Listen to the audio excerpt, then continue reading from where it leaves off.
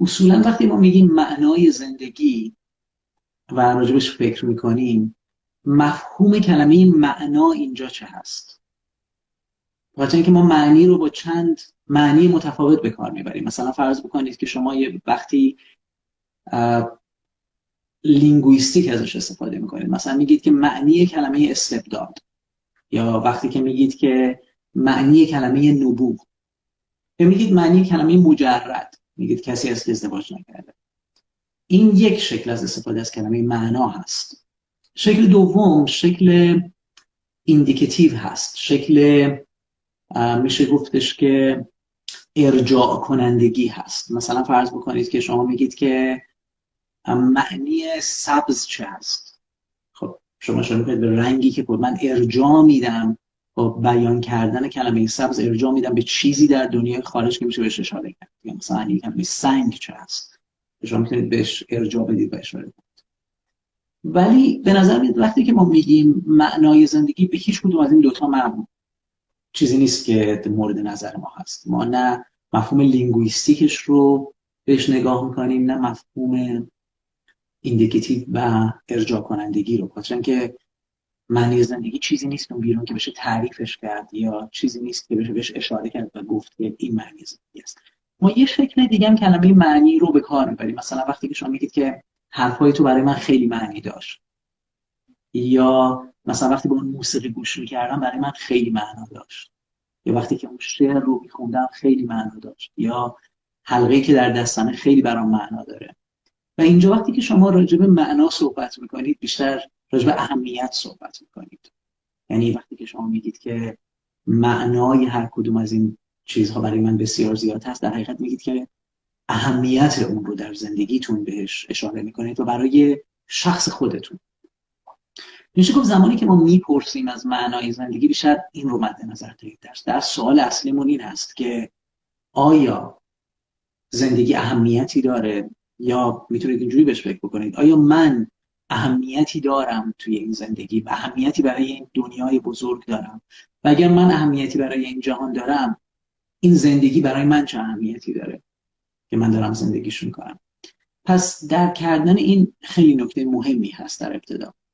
از این جهت مهم هست که ما در ابتدا این رو متوجه میشیم که ما زمانی که از معنی زندگی میپرسیم، در حقیقت از قبلش یک جور هراس وجود داره، یک ترس وجود داره، یک میتونید بگید که یک اینفریوریتی کامپلکس وجود داره، یک احساس حقیر و کوچک بودن وجود داره. این پرسش که آیا من اصلا هیچ اهمیتی دارم؟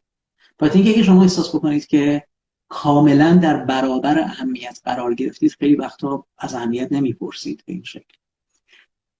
جالبه که من میخوام بهتون بگم که اولین زاویه‌ای که میخوام بهش ورود بکنم در رابطه با بحث معنایی هست که من معتقدم زندگی هیچ معنایی نداره، ولی این رو بیشتر براتون باز میکنم که چجوری میتونه زندگی هیچ معنایی نداشته باشه ولی در این حال سرشار از معنا باشه.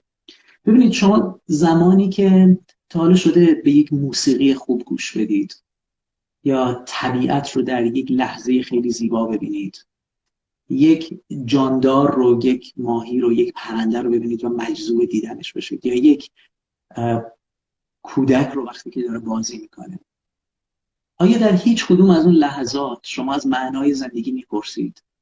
یعنی وقتی که شما در برابر، یا مثلا فرض بکنید یکی از اون تجربه ها رقص هست، وقتی که کسی مشغول رقصیدن هست، در اون لحظه معنای زندگی برداشت نمیشه، انگاری همه چیز نیازی بهش نیست. حقیقت این هست که یک لحظاتی در زندگی وجود داره که انقدر اون لحظه کامله که دیگه شما نیازی ندارید بپرسید از معنای زندگی. زندگی رو با تمام زیباییش و میتونید بگید سیگنیفیکانسش میبینید.